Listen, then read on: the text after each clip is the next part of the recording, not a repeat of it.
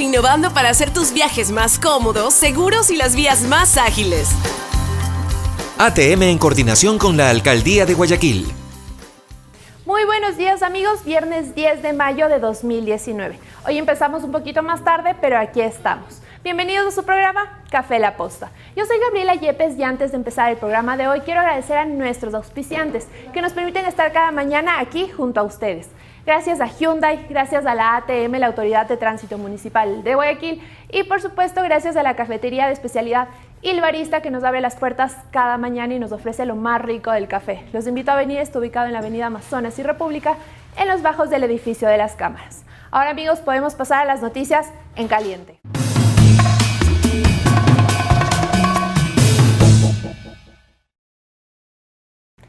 En caliente, la Contraloría decidió abrir un examen especial en contra del Ministerio de Salud y su ministra Verónica Espinosa, a lo que se le sumó una investigación de Fiscalía. Todo esto se da tras la publicación del reportaje El Ministerio de la Muerte, que lo hizo La Posta, en donde hablamos sobre la compra de kits de detección de VIH defectuosos. Ahora la ministra deberá responder ante las autoridades.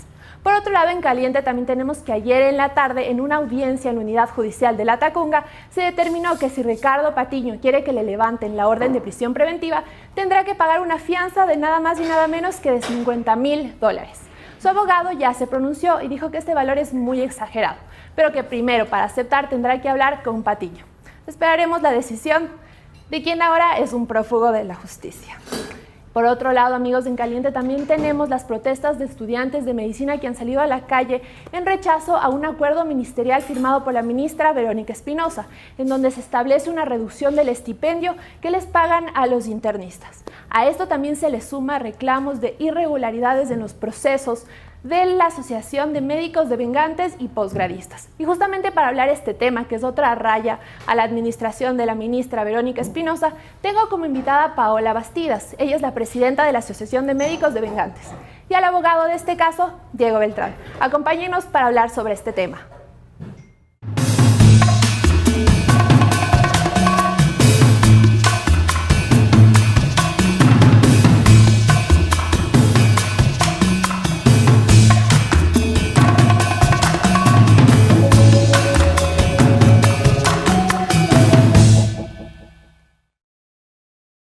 De nuevo, muy buenos días amigos y gracias por quedarse en la entrevista. Y estamos con Paola y Diego. Bienvenidos. Gracias por la invitación. Gracias. Bien, me gustaría empezar a saber cuál es la situación. Paola, tú eres la presidenta de la Asociación de Médicos Devengantes. Te entrego el micrófono. Quiero saber cuál es la situación actual de ustedes. ¿Qué es lo que están protestando? ¿Qué es lo que ustedes están reclamando? Primero, muchas gracias por la invitación y me gustaría primero comenzar solidarizándome con los internos rotativos de medicina en base al acuerdo ministerial firmada por la ministra de Salud y el ministro de Trabajo. Tomar una decisión entre dos autoridades sin haber consultado a los afectados, sin haber consultado a las universidades, lo consideramos un abuso y queremos de parte de la Asociación de Médicos Devengantes, igual la Sociedad de Médicos Posgradistas, darles todo nuestro apoyo en estos momentos tan críticos. De ahí es una historia muy larga la que estamos viviendo en realidad, ya que consideramos que en el momento hay una crisis en lo que es el manejo de talento humano en la parte formativa. El problema no solamente radica en los médicos devengantes, sino en el comienzo de la formación de los médicos posgradistas. Nosotros hemos denunciado esto en la Asamblea, la violentación de los derechos de los médicos posgradistas y devengantes. Bien, Paola, me gustaría hacer una pausa aquí para explicarle a la gente. Tú nos hablaste también de los internistas. Entonces, toda esta educación de un médico tiene procesos. Entonces, ¿nos podrías explicar los internistas, los devengantes y los posgradistas? Primero se hace el último año de medicina, es el internado. También refutaron de algunas otras áreas que no son afines a la medicina, diciendo que no todas las pasantías son pagadas, pero sí es importante que la gente conozca que no es lo mismo un internado en medicina que otro tipo de pasantías. Los internos en medicina hacen turnos cada tercer día, en algunos lugares cada cuarto día, y aparte de eso asisten todos los días al hospital, en un horario en algunos de 8 horas, en otros de 6 horas, y tienen responsabilidades con los pacientes. Ellos son parte fundamental del sistema de salud, y si es que ellos dejan de asistir a los hospitales, pues quedarían desabastecidos lo que son la atención de servicios. Es lo que pasa ahora, ¿no? Es lo que está pasando en este momento. Ellos están en paro de actividades y cuentan con el respaldo de las universidades y del gremio médico en general. Pasada la fase del internado, viene la medicatura rural, en la que es importante acotar que ahí se toma en cuenta la situación familiar para un año que se va a desplazar el médico. Y los médicos devengantes que tienen que ser desplazados 8 y 10 años no lo toman en cuenta. Es una cosa irónica, pero pasa. Posteriormente viene la fase temida de los médicos, que es ingresar al posgrado. En nuestro país, ingresar al posgrado es supremamente complicado. Generalmente lo ofertan universidades públicas, la central y privadas, se ofertan para una especialidad pocas plazas y se presentan miles de personas para a veces 10 plazas en alguna especialidad. Entonces, entrar al posgrado verdaderamente aquí es un reto y es un mérito de las personas que lo logran. Al momento hay dos modalidades cuando tú ingresas a hacer una especialidad. Hay los médicos autofinanciados que pagan la universidad, trabajan dentro de las unidades del Ministerio de Salud Pública, no tienen ningún derecho, no tienen la protección de la seguridad social y imagínate lo que es, y los horarios son extenuantes, ellos tienen que sustentarse, estar en el hospital, o sea, la situación económica de esas personas es crítica. Y la otra fase es los médicos que alcanzan por su puntaje becas que son otorgadas por el Ministerio de Salud Pública en un convenio que ya te lo vamos a explicar y por el IES. Pero las condiciones de esas becas son temibles. ¿En qué consisten estas becas? Es firmar un pacto con el diablo, le digo yo, literalmente. Porque estas becas te dan un estipendio económico y eso del estipendio económico es un término peligroso. Por eso yo, cuando les reducen a los internos el estipendio económico, porque ellos son considerados estudiantes, los posgradistas están bajo la misma modalidad, no los consideran trabajadores aunque trabajan dentro de las unidades. ¿A ustedes también les rebajarían este estipendio? No lo han hecho, pero siempre cuando tú rompes la cadena por el eslabón más débil, va a quedar la duda de que más adelante, bajo la misma primicia, vayan a querer hacer esto con los médicos posgradistas y por eso nosotros consideramos que es una alerta para nosotros, que no se debe de permitir. ¿Cuánto recibe actualmente un médico devengante? El médico devengante, como ya es especialista, entra bajo su contrato, bajo el título que adquiere, que es un servidor público número 12. ¿Con un sueldo igual a un médico? A un médico tratante normal, ajá. Pero los médicos posgradistas, ellos tienen un estipendio económico, que es igual que los internos de medicina. Entonces, esto pasó, normalmente se los consideraba trabajadores a los posgradistas. A partir de que hacen este convenio, que es entre el Ministerio de Salud Pública y ESI y CENESID, ellos quitan la figura de trabajador a los posgradistas porque ellos están dentro de las unidades y se les ocurre la idea brillante de considerarlos de estudiantes y con eso quitarles todos los beneficios de ley de un trabajador, cosa que para ellos resultaba conveniente, pero no obviamente para los médicos posgradistas. Bien, Paola, tú pasaste por ser posgradista. Por supuesto. ¿El estipendio que te daban a ti realmente te alcanzaba para sustentarte? No, porque muchas veces le enfrentaron a la población con nosotros diciendo que nos dieron un dinero y nosotros tenemos que devolverlo, pero la realidad es que nosotros hicimos una encuesta a nivel nacional y el 70% de los médicos posgradistas ya son personas casadas con hijos, o sea, ya tienen una carga familiar, porque como te digo, es tan complejo entrar al posgrado que generalmente la mayor parte de las personas que hacen un posgrado están sobre los 30 años. O sea, uno tiene que pasar a un vía crucis, es bastante complicado. ¿Cuánto recibe un posgrado? ¿Cuánto es? La verdad es que varía, perdón, buenos días. Varía. Formalmente debería recibir lo mismo que recibe un servidor público 7, es decir, 1.676, pero no se toma en cuenta que de ahí se sustrae lo que tiene que pagar de su colegiatura. Entonces hay médicos como Paola que recibieron $1.118 mensuales porque se hacía una retención para pagarle a la universidad. Y a otros médicos, en cambio, les daban los 1.676, pero ellos mismos tenían que pagar las facturas de las universidades. Perfecto, Paola. Ahora me gustaría saber qué es lo que ustedes están pidiendo en concreto y lo podemos sustentar con Diego también. ¿Cuáles son las ilegalidades o contra qué leyes está yendo el ministerio con todo este proceso? Bueno, nosotros presentamos estas denuncias, nos abrieron la puerta en la asamblea, la asambleísta Ángel Sidmales ha sido la persona que más se ha solidarizado con nuestra situación y tanto la Sociedad de Médicos Posgradistas a la que nosotros apoyamos, ellos están pidiendo que se tomen en cuenta los derechos de ley, que los médicos posgradistas están ejerciendo funciones de trabajadores, ellos no están en los hospitales como estudiantes, a partir de las 4 de la tarde que se van todos los médicos que hacen consulta externa, los especialistas, los que quedan en los hospitales son los posgradistas y los internos. Cuando tú vas en la noche a atenderte, no están generalmente ningún especialista. La persona que está ahí en verdad son los posgradistas, ellos no están bajo la supervisión de nadie. Entonces, si no estás bajo la supervisión de nadie, no eres un estudiante. ¿Crees que esto es un peligro, que no existan médicos ya con experiencia y dejen, como tú dices, sobre todo a internistas?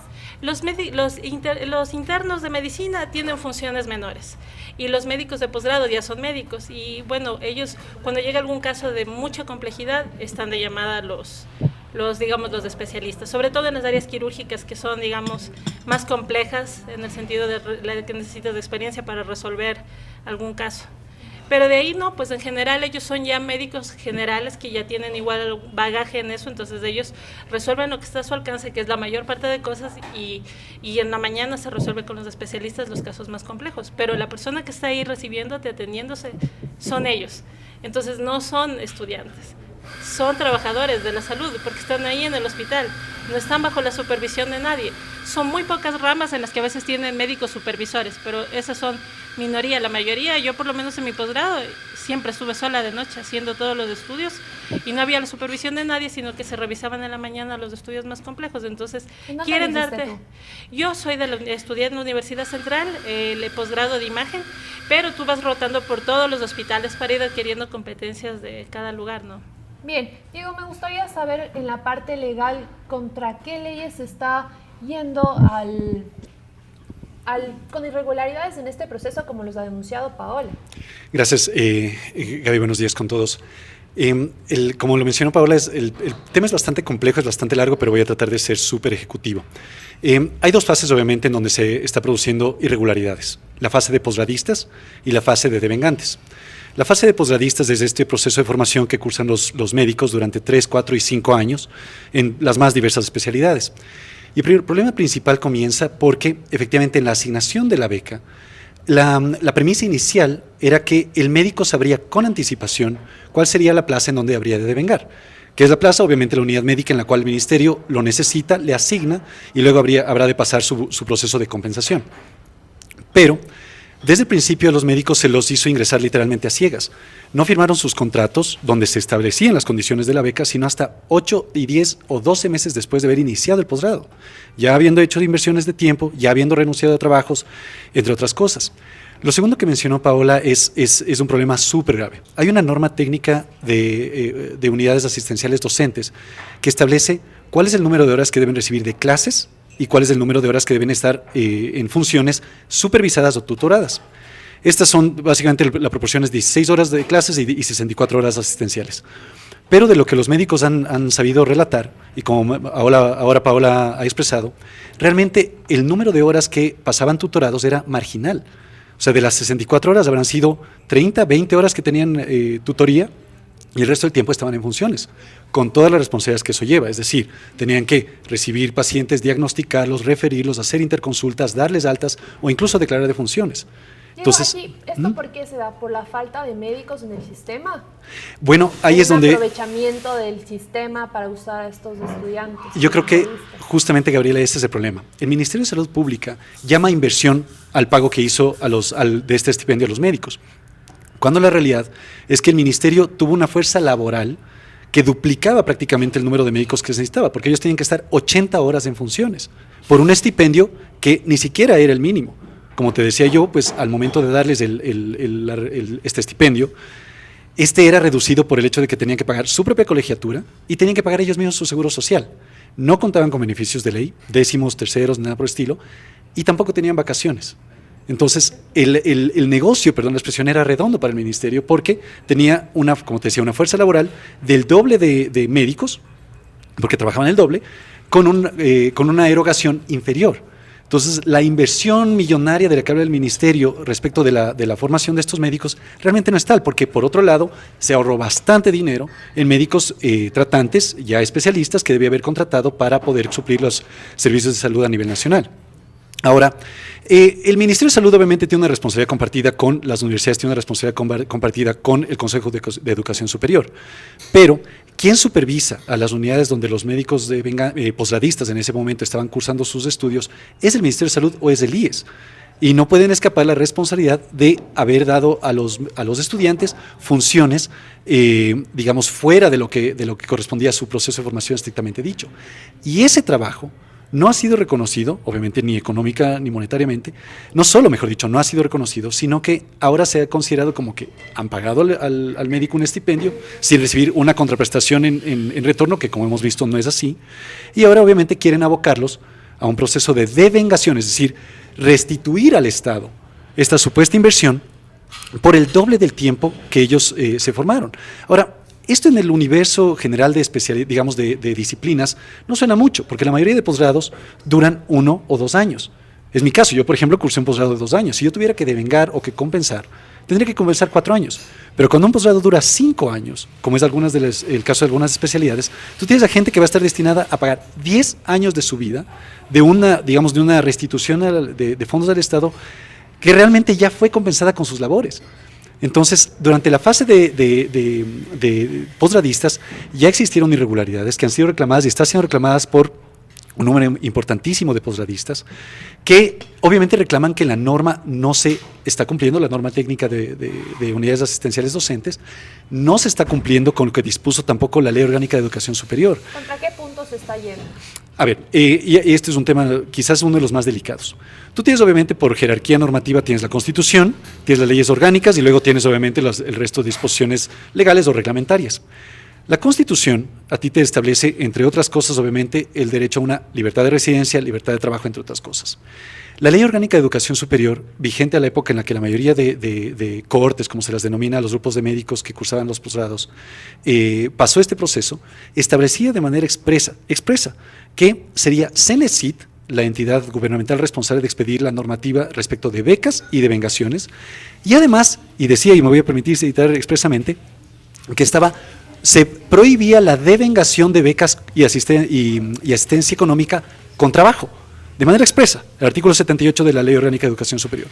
Y sin embargo, vigente desde el 2010, en el 2013, el Ministerio de Salud se arroga una función que le correspondía al CENESID y expide un acuerdo ministerial propio en el cual define lo que es beca, sin ser CENESID, y establece que la devengación es una obligación laboral con la cual el médico se obliga a trabajar para el Ministerio de Salud, donde él le diga por el doble del tiempo. Entonces hay una vulneración de derecho de una norma constitucional que establece una jerarquía normativa, hay una violación de una norma orgánica que establece una prohibición expresa de devengar con trabajo, e incluso, paradójicamente, el propio acuerdo ministerial del Ministerio de Salud Pública, el acuerdo ministerial 2870, que establece por último estas condiciones abusivas de compensación de la beca, tampoco fue observado. Existe una sentencia de la Corte Constitucional que trató el caso de una becaria, devengante justamente de beca, que demandó al Ministerio de Salud Pública, o interpuso una serie de acciones de protección en primera instancia y en última instancia una acción extraordinaria de protección ante la Corte Constitucional, precisamente porque la asignación de la plaza era absolutamente arbitraria.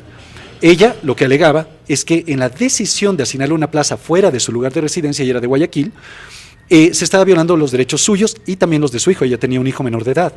Y la Corte Constitucional analizó el caso y de manera expresa lo que dijo es que en la asignación de la plaza, el Ministerio de Salud Pública, a través del Comité de Asignación, Comité Académico y de Becas, estaba violando el derecho a la seguridad jurídica de la doctora, porque no le estaba asignando la plaza en función de lo que establecía la norma. Estableció que... Aquí, ¿cuál es la claro, norma? ¿Qué establece esta norma? Claro. ¿Dónde es la plaza del...? Correcto. El acuerdo ministerial 2870 expedido por el Ministerio de Salud Pública, lo que dice es que, en el artículo 28, lo que dice es que la asignación de la plaza se hará en función de las necesidades institucionales y de la realidad o de la situación personal del médico, ¿sí? El problema y lo que contempló justamente la Corte Constitucional, me voy a permitir dar lectura, al artículo 28, lo que dice expresamente, ¿no? Este es el acuerdo ministerial 2870, puesto en vigencia el 23 de enero del 2013 por parte del propio Ministerio de Salud Pública. Lo que dice es que para la asignación de plaza donde realizará el periodo de devengación el profesional, se tomará en consideración situaciones de carácter personal que no necesariamente se constituirán en determinantes para la asignación del lugar y que se ajustarán al criterio del Comité Académico y de Becas. La Corte Constitucional analizó este artículo y dijo que el Ministerio de Salud Pública, a través del comité, tenía la obligación de aplicar esta norma a la luz de la Constitución y que siempre que con esa decisión se afecten derechos, porque claro, si a una becaria se le asigna la misma, como plaza de vengación, el mismo lugar de residencia, no hay una consideración mayor. Pero cuando esa decisión conlleva la modificación en el ejercicio de un derecho, como es la libertad de residencia o la libertad de trabajo, la Corte Constitucional dispone que tiene que hacerse una fundamentación suficiente de cómo aquella decisión respeta los derechos. La Corte Constitucional además agregó, y el término lo cito, conminó al Comité de Becas en el año ya 2016, conminó al Comité de Becas a no repetir esta situación con los becarios y becarias. Y desde el año 2016, en lo venidero, el Comité de Becas y el Ministerio de Salud Pública no ha modificado un ápice esa conducta. Las plazas de devengación se siguen asignando de la misma forma, sin motivación alguna, sin consideraciones legales y violando derechos como la libertad de residencia y libertad de trabajo, en el mejor de los casos. Pero en el caso de médicos, como Paola y muchos otros, que como manifestó son médicos con familia que tienen hijos pequeños, el Ministerio de Salud Pública está violando también los derechos de esos menores. La Corte Constitucional observó eso también y dijo que si es que se le demanda a una becaria o becario fuera de su lugar de residencia, está condenando a la familia a desarticularse, a desintegrarse y a separar a los menores, violando el derecho a la convivencia familiar. Y sí, por contrapartida, como el Ministerio de Salud ha sugerido en varias ocasiones, lo que dicen es que debe trasladarse con sus hijos menores, lo que se está produciendo es un desarraigo que viola su derecho al desarrollo integral, porque lo separa de su entorno social, afectivo, cultural, entre otros. Perfecto, Diego, esto es en cuanto a la ley. Ahora con Paola me gustaría hablar cuál es la experiencia de estos médicos, a dónde se los está enviando principalmente, y ¿tú crees que existen plazas dentro del lugar de residencia, pero por alguna razón los están enviando fuera de su ciudad? Como te comentaba, ya más o menos ahora tienes un panorama de lo que fue el posgrado. Y viene la segunda fase de tortura para nosotros, que es la famosa devengación, y que quisiera que la gente entienda un poco eso. Se ha hecho intentar a la población enfrentarles con nosotros, decir que el Estado invirtió en nosotros y nosotros no queremos devolver al Estado. Ahora queda claro que esa inversión más bien resultó un ahorro para ellos, porque a la final eso fue. Pero aún así nuestro objetivo no ha sido eludir eso, no ha sido evitar eso, pese a que hay un montón de abusos que pasamos en el proceso. Por ejemplo, cuando nosotros firmamos ese contrato, que es un convenio que hacen entre el IES, el CENESID y el Ministerio de Salud Pública, necesitas un garante para adquirir la beca, y nos hicieron firmar una letra de cambio en blanco. Yo no sé, de lo que yo sé, no creo que es legal poder hacer eso, y una entidad pública nos lo hizo hacer. Aparte de eso, nos hicieron firmar un documento en el que nosotros renunciábamos a los derechos de demandar al Estado, y el derecho a la demanda es un derecho que es irrenunciable, de lo que yo igual entiendo legalmente. Entonces, son entidades estatales que deben de conocer perfectamente este tipo de leyes, y aún a pesar de eso lo violan y nos hicieron igual firmar eso.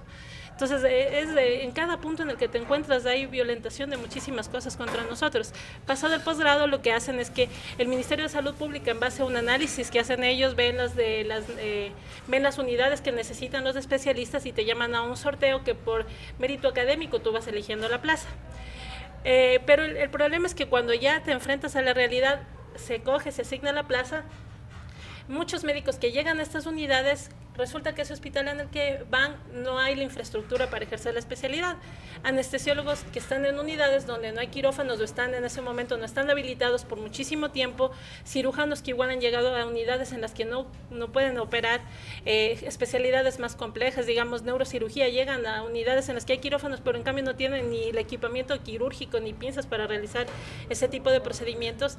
Nefrólogos, que son especialidades que en verdad son tan escasos, van a hospitales en donde no hay unidades de diálisis, mientras que hay en cambio lugares que hay unidades de diálisis y necesitan urgente esa especialidad y no los envían. ¿Por qué crees que se da esto, Paola? Yo considero, es como lo vemos todos, porque es absurdo pensar eso, es que no se está haciendo un buen trabajo por parte del Comité de Becas. No analizan ellos, lo que pasa es que los hospitales mandan las solicitudes, pero ellos solamente ven lo que llega y dicen, bueno, ese hospital pidió, pero deberían ver la forma de analizar esas plazas, ver que cuenten con todo para mandar al especialista. Porque después, para que den un cambio, ellos dicen que los dan, pero es mentira. Hay personas que están más de 1 año, 2 años en lugares en donde no pueden ejercer su especialidad, y hay personas que vienen con subespecialidades del exterior y les asignan en lugares que no te puedes imaginar. Una ginecóloga que tiene una subespecialidad en gineconcología en Taisha en donde dice que hay otro ginecólogo y a veces no tienen nada que hacer entre dos. Entonces, esa es la vivencia de la gente que está ahí. El ministerio quiere dar, dice que no, que eso es mentira, que ahí se necesita, pero en cambio los médicos desde ahí lo denuncian. Gastroenterólogos en unidades en el oriente donde no hay endoscopios. Entonces, asignar así, para mí eso es una forma igual de que tú, si no utilizas bien un talento humano, igual estás invirtiendo en esa persona y es una forma de igual de pérdida económica para el Estado si tú no asignas adecuadamente un especialista. De ahí por lo demás también quisieron, ellos tratan de dar, digamos, la imagen de que la mayoría de médicos todos residen en Quito, Guayaquil o Cuenca. Eso no es verdad. Es cierto que hay un porcentaje mayor de personas de estas ciudades, pero la realidad es que, por ejemplo, en estas últimas cortes que hemos salido hay gente de diversas partes del país y es absurdo que si tú tienes a alguien de Esmeraldas no le regreses, porque más bien si tú regresas un médico que es de Esmeraldas a su ciudad de origen, vas a tener un personal que va a quedarse permanentemente en esa unidad. Gana el Estado, gana la población porque tú tienes un personal motivado. Si tú llevas a alguien en contra de su voluntad de una ciudad, no está motivado, o sea, si tú tienes a alguien que está obligado a trabajar ahí, está sufriendo la parte psicológica, afectiva de su familia, ¿qué clase de atención quieres tener? Entonces, no somos, yo siempre lo he dicho, la gente igual ha acogido, digamos, un rencor contra los médicos. La persona que tienes al frente, ese médico, es un ser humano igual que tú. Es una persona que tiene hijos, que tiene esposo. Muchas personas ahorita están en procesos de divorcio. ¿Qué hogar puede resistir que se separe el esposo o la esposa durante años? Hay médicos devengantes que son esposos, al uno le mandan a una ciudad, al otro a otra ciudad. Entonces, esas cosas son inhumanas. Más allá de toda la parte legal, pienso que es inhumana el trato que nos dan a nosotros los médicos devengantes por parte del Estado. Paula, ¿cuál ha sido la respuesta del ministerio y precisamente de la ministra frente a este hecho? Cuando ellos fueron exhortados en la asamblea, se conformaron mesas de trabajo, mandaron personal del Ministerio de Salud Pública, del IES, que igual es la misma situación, que les representen. Tuvimos reuniones interminables, largas, en las que ellos reconocieron muchos de las falencias que hay en normativa, en el proceso de contratación, y quedó en eso, en papeles que quedaron en el escritorio de ese tipo de autoridades y no avanzó nada.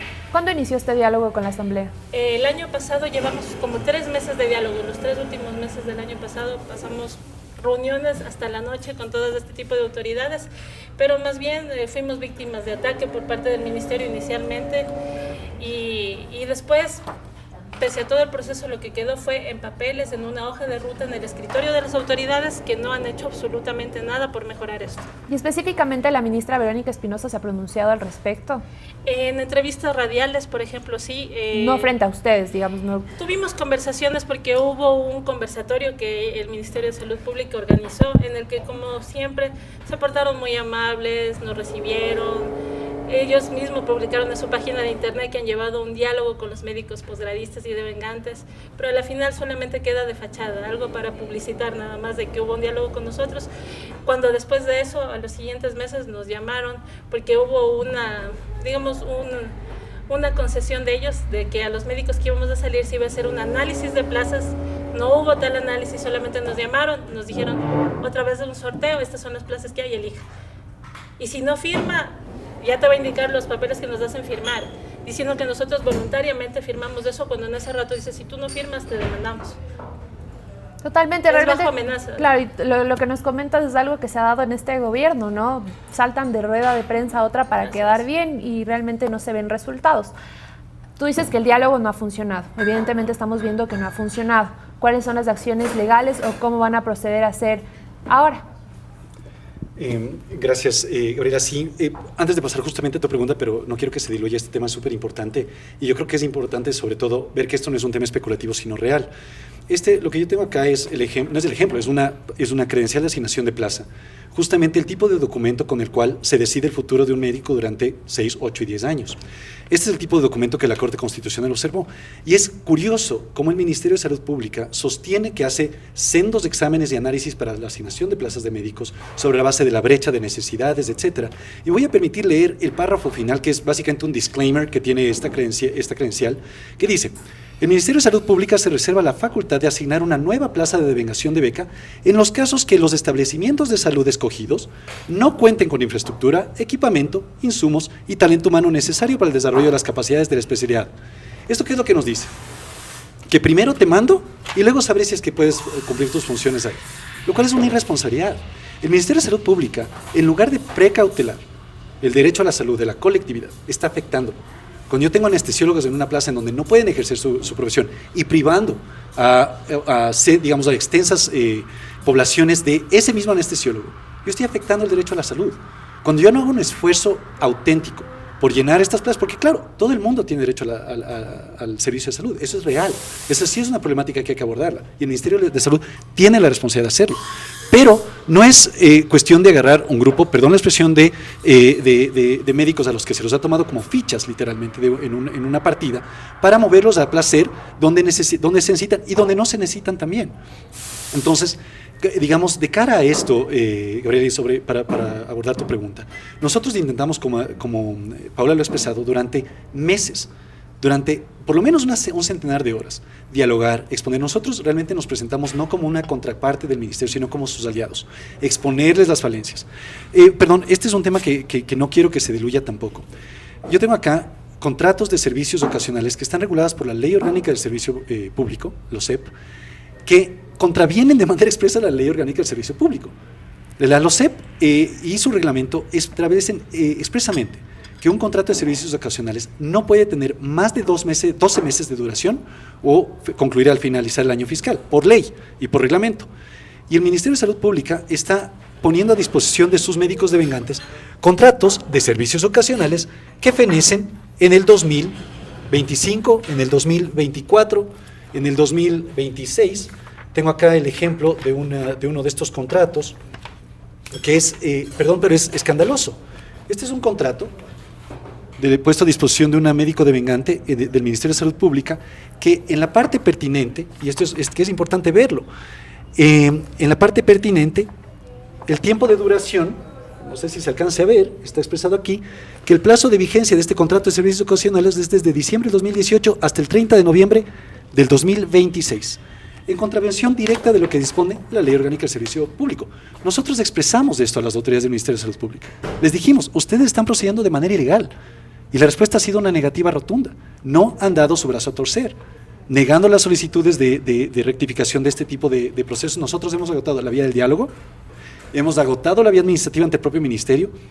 Ahora lo único que nos restan son las acciones judiciales, no con el objeto de pelear, sino con el objeto de que se defiendan o se sostengan efectivamente los derechos de los médicos y también de la población. ¿Cuáles son estas acciones judiciales que mencionan? En primer lugar, nosotros, el problema, Gabriela, es que nosotros tenemos ya médicos a los cuales se les está obligando a presentarse a devengar desde el 1 de mayo.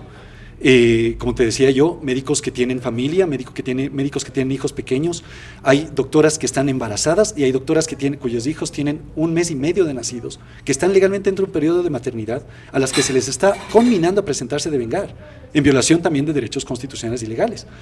Entonces lo único que nos ha quedado a nosotros es impulsar acciones constitucionales para poder precautelar de esta manera los derechos de los médicos. Nosotros necesitamos que los órganos judiciales, ya que los órganos administrativos han fracasado, que los órganos judiciales declaren que este procedimiento que ha tomado el Ministerio de Salud Pública es violatorio de derechos constitucionales y de derechos legales y de una u otra manera ponga un pare definitivo a este tipo de acciones. Eso es lo que nosotros estamos impulsando en este momento. ¿Cuál sería el proceso para seguir?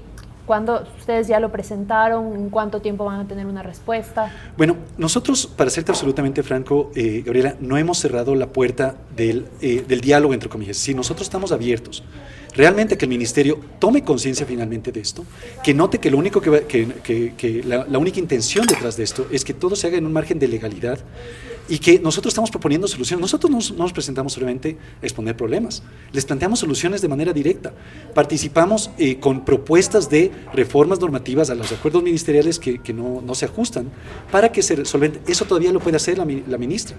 La ministra puede analizar esto con cabeza fría, bien asesorada, y llegar a la conclusión de que la mejor vía de resolver esto es puertas adentro.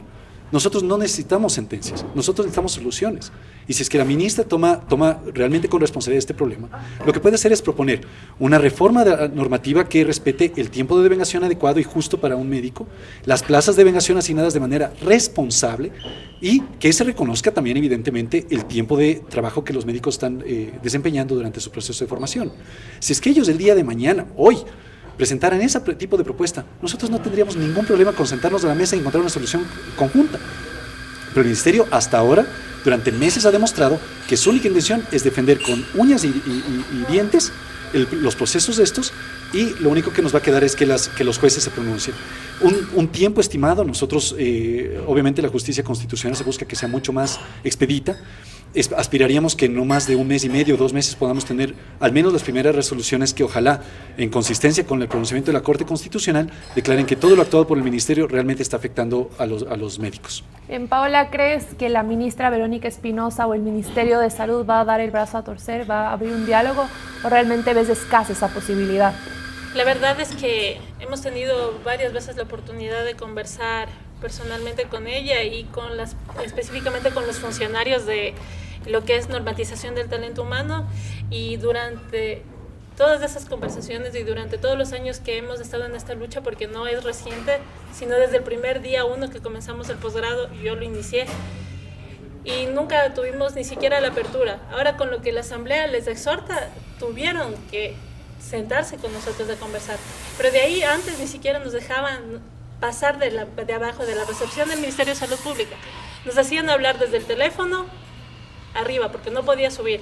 Entonces, yo la verdad veo escasas las posibilidades de que ellos quieran llegar a sentarse y buscar una solución consensuada, pero no pierdo la fe de que tal vez lleguemos a tocar el corazón de esas personas y que vean de que aparte de que hay problemas legales, hay un problema humano aquí. Y lo otro que tenemos esperanza ahorita es en la Asamblea Nacional, porque ellos se dieron cuenta de que esto es absurdo, que tú quieras coger y mandar un personal 8, 10 años lejos de su lugar de residencia, de su familia. Ellos acaban de poner en uno de sus artículos que el tiempo de devengación no puede ser mayor al tiempo de posgrado, pero como tú conoces, la ley no es retroactiva. Entonces lo que nosotros hemos pedido a la Asamblea es que sea una transitoria para que este artículo que ellos están poniendo nos ampare a todos los devengantes que ya están devengando y los que igual van a comenzar por devengar. Bien, Paola, como has dicho, esperemos que sí dé el brazo a torcer el Ministerio y la ministra Verónica Espinosa. Me gustaría, antes de terminar, dar un paso también por quienes también están en este problema, que son los internistas. Tú pasaste también por este proceso. Entonces, ahora principalmente el problema es con las plazas, igualmente que como ustedes como devengantes, y con el estipendio. Entonces, les quieren reducir. ¿Cuál es la situación de ellos? Sabes que en la relación de lo que son los internos de medicina, de obstetricia, de nutrición, que no solamente son los de medicina los que están siendo afectados, es que se utilizó un evento aislado para justificar la reducción de ellos.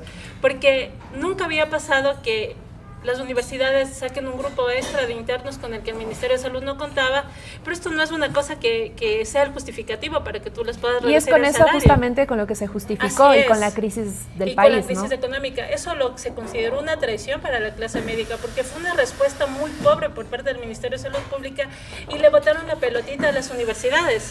Entonces, de eso yo me imagino que eso le hizo reaccionar a las universidades y respaldar a los internos de medicina, porque lo que pusieron a través de su comunicado oficial es que en base a que algunas entidades de educación superior no manejaron bien y sacaron un grupo de internos de extras, entonces, como quien dice, para pagar a todos tengo que bajar. Pero la realidad es que fue en Guayaquil y fue un grupo que no es tampoco muy grande versus toda la población de internos de medicina a nivel nacional.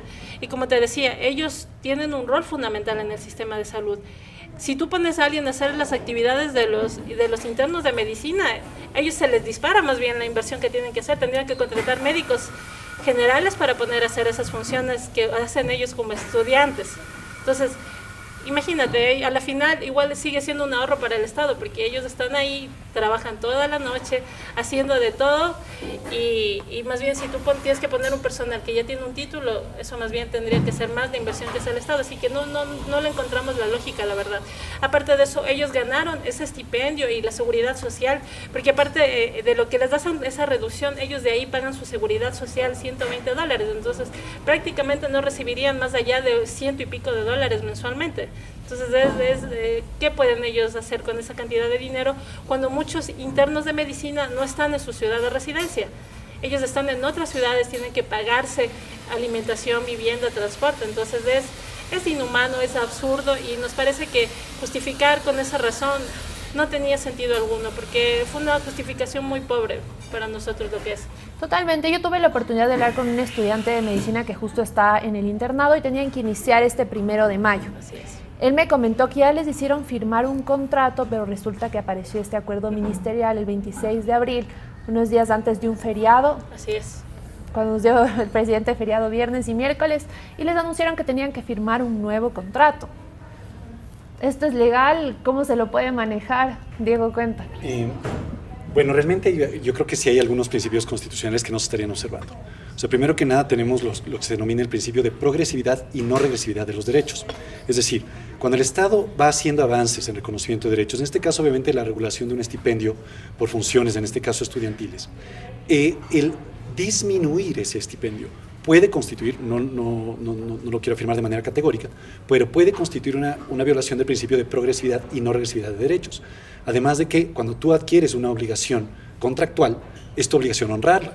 Entonces, ¿cómo es posible que justamente con base en lo que mencionaba Paola, en el tema de no retroactividad de la ley, si es que estos médicos, por circunstancias de la vida, aunque sea un día antes de la expedición del acuerdo ministerial, habían firmado un contrato que establecía ciertas condiciones, una ley posterior no puede modificar esas condiciones y obligarles o combinarles o coercionarlos a firmar un adendum, una modificación de ese contrato, evidentemente sí constituye una ilegalidad. Entonces están usando este proceso de retroactividad solo cuando les conviene, ¿no? Exactamente. Y ese es el problema.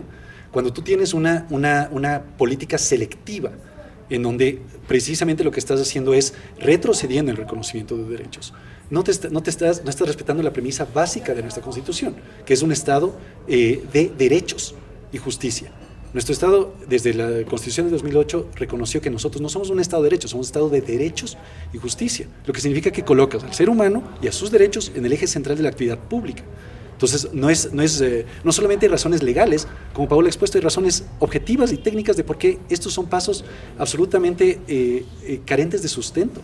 Lo que vas a terminar es afectando a la población, prestando servicios deficientes de salud, con médicos descontentos además, y cuyos derechos de una u otra manera también van a ser violados. Entonces los médicos, los internos rotativos, mejor dicho, tienen que, y esto sí es un exhorto, tienen que organizarse y tienen que de una u otra manera hacer un reclamo justo de sus derechos. Y las Cortes eventualmente tendrán que determinar si es que lo que ha hecho el Ministerio es legal, en cuyo caso tendrán que allanarse, o si es que hay algún grado de ilegalidad que las Cortes puedan así declararlo.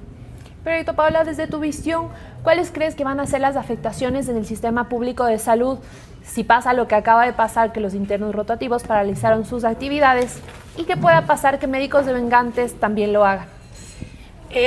Justamente ahorita la sociedad de médicos posgradistas están respaldando a los internos para que ellos ahorita están en un paro de actividades y han asumido todas las competencias de los internos, los médicos residentes y los médicos posgradistas. Ellos han estado igual en un proceso de diálogo con el Ministerio de Salud Pública, con las autoridades, pero si no solucionan las cosas va a llegar el momento en el que ellos también pongan en paro sus actividades. Y eso sí es el fin del sistema de salud público aquí. Porque como te dije, ¿qué va a pasar a partir de las 4 de la tarde cuando todo el personal de salud médico que tú tienes son internos y posgradistas? Van a llegar la gente y no va a haber nadie, porque eso es el personal que sostiene el sistema de salud y esa es la realidad que vivimos. No hay médicos especialistas en las noches, lo que hay son ellos.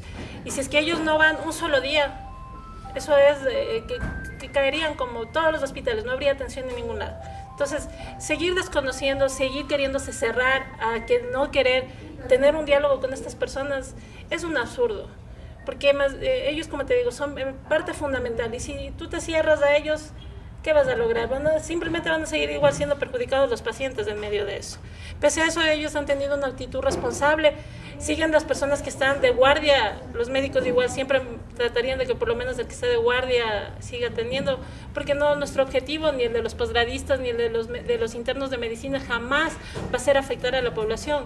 Nosotros sí tenemos esa vocación, el amor al paciente. Nunca sería nuestra intención afectar a las personas que llegan a requerir atención a algún hospital. Entonces, creo que no es la intención para nada nuestra esa, sino llegar a las autoridades a que no se tengan que llegar a medidas extremas de ese tipo, no. Ojalá más bien sean conscientes de todo este problema que se ha generado. Ellos lo que han hecho es que esta es una olla de presión. Han dejado que el tiempo pase, se han hecho reclamos de forma oportuna por las vías administrativas y lo que están haciendo es que esa olla de presión llegue a un punto en el que explote. Entonces me parece que no es coherente, no es lógico querer hacer eso cuando nosotros voluntariamente, tanto los 3 grupos de lo que son la parte formativa de medicina, estamos buscando más bien conversar, dialogar y no tener que tomar acciones de ningún tipo. Perfecto, Paula, antes de que se me escape algo también importante, este miércoles personal médico público fue a ayudar o apoyar a la ministra Verónica Espinosa en la asamblea y hubo muchas denuncias en redes sociales que les estaban obligando prácticamente a que asistan. ¿Sabes de esto? ¿A ustedes les convocaron? Escuché de algunas personas que, conocidos míos, me informaron igual que estaban haciendo eso, pero la verdad no tendría, digamos, pruebas para poder decir de que sí, pero bueno, ustedes mismos estuvieron ese día ahí. Las personas que estaban ahí, muchas desconocían, no sabían ni a qué fueron, ¿no es cierto? Entonces, y dejaron botados centros de salud, ¿no? Así es, igual la televisión pudo constatarlo en algunas unidades de Guayaquil, pero fue a nivel nacional. Ahí sí, todavía creo que eso tiene que ser investigado y tendrá que demostrarse, pero por lo que se vio en cámaras y la gente que estuvo ahí no tenían y no conocían la razón por la que fueron. Porque no, ellos decían, estamos aquí para apoyar a la ministra, pero en realidad no tenían que ir a apoyar a la ministra. Ese día se discutía el Código Orgánico de Salud. Entonces, más bien tendrían que haber ido a respaldar eso, no a la ministra, porque no se discutía la permanencia o no de la ministra, sino que se apruebe el Código Orgánico de Salud. Bien, Paola, nosotros como ecuatorianos podemos evaluar la administración de la ministra Verónica Espinosa, pero tú que has estado más de cerca dentro de este sistema como estudiante de medicina y ahora como devengante, ¿cómo puedes evaluarla tú? Ahí sí, ¿qué le puedo decir? Porque creo que elegí a la persona equivocada para decir eso. Porque yo sí he sido una persona que directamente he sido muy afectada por parte del Ministerio de Salud Pública.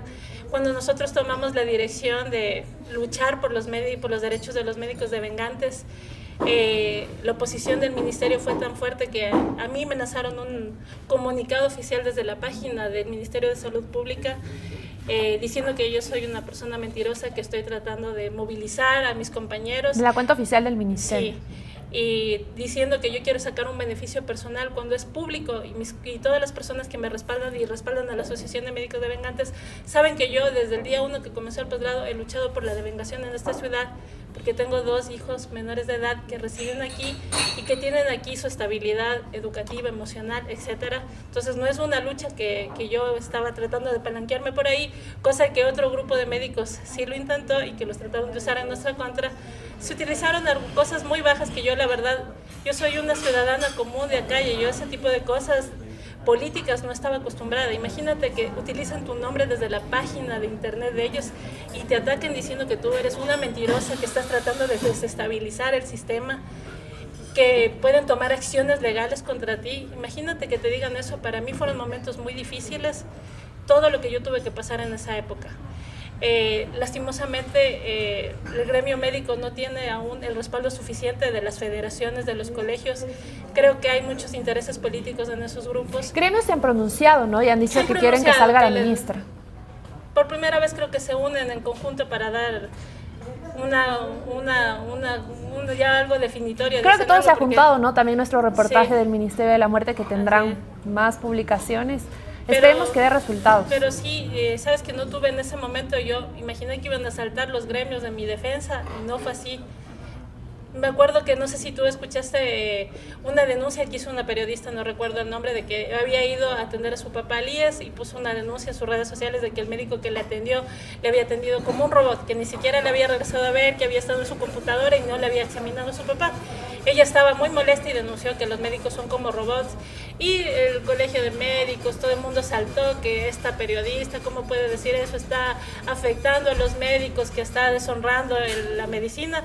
A mí me indignó mucho porque la denuncia que hizo ella no fue responsabilidad del médico. Desde hace muchos años el Ministerio de Salud Pública, el IES, está presionando a los médicos con producción.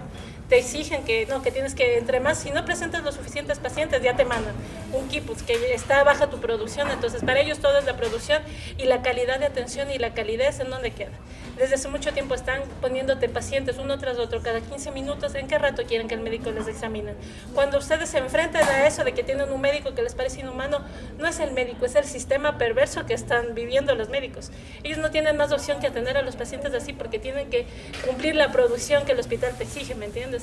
Y eso les indignó, y más bien eso les debía indignar, es el sistema que estamos viviendo. Pero cuando a mí me hicieron eso, nadie saltó, yo estuve sola, pero me respaldaron por redes sociales, evidentemente todas las personas que están igual, médicos posgradistas de Vengate, de ellos igual estuvieron siempre permanentemente ahí respaldándonos, pero fue terrible, llamaron a mi trabajo desde el Ministerio de Salud Pública donde yo estaba trabajando a decir que hay una posible demanda contra mí, que deberían repensar si es que yo debo de seguir trabajando ahí. Entonces llegaron a decirme que tenían mi teléfono pinchado, que sabían todo lo que yo hablaba, que me estaban siguiendo. Yo llegué a un punto en el que iba por las calles asustada pensando que me están siguiendo, que están escuchando mis llamadas. Entonces, si yo digo, si son capaces de hacer eso, yo la verdad, ¿qué te puedo decir de un ministerio que se atreve de coger y atacar a un ciudadano de esa forma? Entonces, lo terrible es que funcionaron como un tipo Senaín en vez de un ministerio de salud. Sí, contra una persona que la verdad no tiene ningún poder de hacerles daño a ellos. Entonces yo, pues si tú me dices, me hablas de la gestión de ella, yo sí personalmente tengo que ser muy honesta y en base a eso que me hicieron a mí no podría decirte buenas referencias. Porque ese tipo de persecución que decían que no, que en la década pasada perseguían a la gente, pues parece que no era en la década pasada, sino que... Bueno, es que esta ministra viene desde la década pasada, ¿no? Viene desde Correa. Más allá de esta pequeña Senaín que se ha armado en contra de ti, la administración en específico en temas de salud, contratos, manejo de hospitales públicos. El problema es que problemas en el sistema de salud permanentemente. Uno de los ejemplos que tú tienes y que yo sí, muy delicado y a mí me entristece mucho fue lo de los pacientes con cáncer. Imagínate esta chica que estuvo ahí, que tuvo que llegar a la corte para exigir su derecho a la salud y después ella ganó el que se le dé sus medicamentos, pero ya fue tarde para ella. Entonces, solamente comenzando por un ejemplo tan sensible como los pacientes oncológicos, en el cual no ha habido una actualización del cuadro de medicamentos del Ministerio de Salud Pública. Entonces, es un tema tan sensible. Si la salud es un derecho, entonces, ¿por qué no es un derecho para los pacientes oncológicos?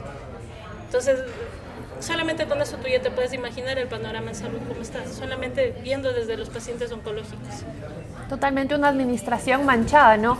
Ahora sí, para finalizar, Diego, aprovechando que eres abogado y te encuentras con nosotros, no sé si viste que la Fiscalía abrió una investigación en contra de María Verónica Espinosa, ministra de Salud, por una investigación que publicó La Posta, el Ministerio de la Muerte, sobre una compra de kits de VIH con defectos.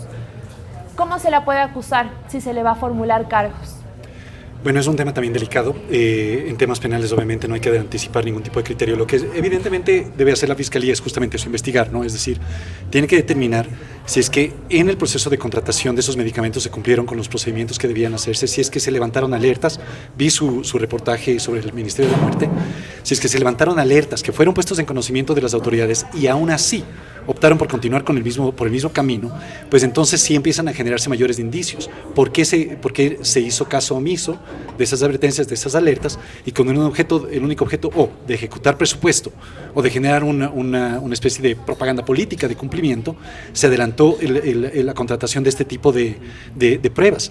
Y realmente lo preocupante es que no estás hablando de insumos de oficina, no estás hablando de resmas de papel, estás hablando de kits de VIH donde la diferencia en la detección, digamos, con los falsos positivos o los falsos negativos, puede causar pérdidas humanas. Entonces, el tema de la responsabilidad penal por este tipo de conductas es un tema que tiene que ser analizado con mucho detenimiento por parte de la Fiscalía. No es un tema de Contraloría, no es un tema de utilización adecuada de los recursos públicos.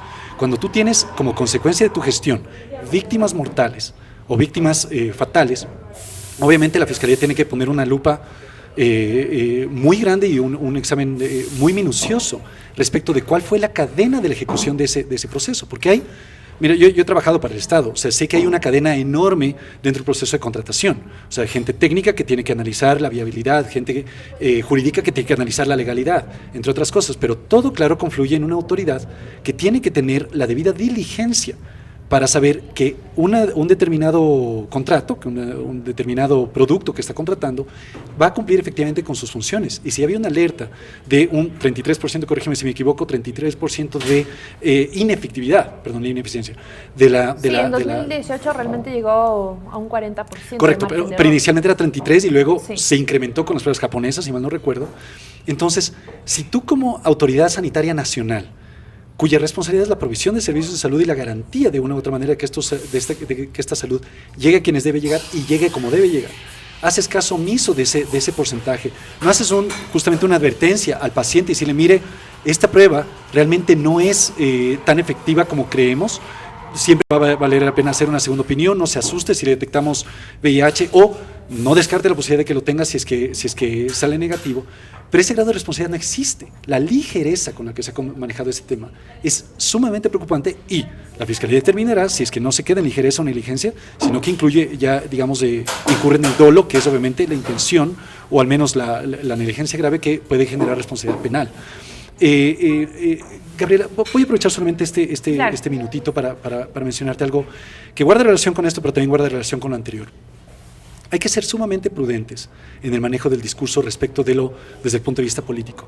A mí no me sorprendería que desde el Ministerio de Salud Pública vaya a haber pronunciamientos sobre cómo, ya sea los internos rotativos por la problemática que tengan, o los médicos devengantes, o incluso el gremio general de los médicos, se ha visto como esta antítesis de la salud por reclamar sus derechos.